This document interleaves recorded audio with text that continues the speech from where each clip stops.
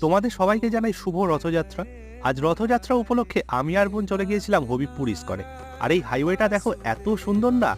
আমার বাড়ি থেকে হবিবপুর ইস্কনে যেতে মাত্র 5 থেকে 6 মিনিট সময় লাগে, যদি মিশন গেটের রেল গেটটা খোলা পাই। ইস্কনে ঢুকেই প্রথমে গাড়িটাকে পার্ক করলাম, এরপরে দেখলাম রথযাত্রা উপলক্ষে রথটাকে খুব সুন্দর করে সাজিয়েছে। আর এখানে রথের যে দড়িটা দিয়ে টানা হবে সেই দড়িটাকে সেট করা হচ্ছে। এই রথটি কিন্তু আমাদের স্বাস্থ্যোন্নতি মাঠে নিয়ে যাওয়া হবে টেনে টেনে এখান থেকে।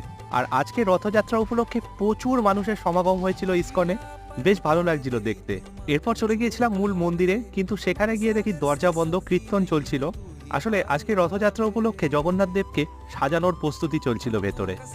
এরপর কিছুটা সময় এখানে কাটিয়ে চলে গিয়েছিলাম দোকানে। সেখান থেকে একটা এই স্যান্ডউইচ টাইপের চপ কিনে নিলাম 15 টাকা দিয়ে, যদিও আমার খেতে ভালো লাগেনি খুব একটা। এরপর এখানে কিছুক্ষণ কাটিয়ে বাড়ি চলে এলাম।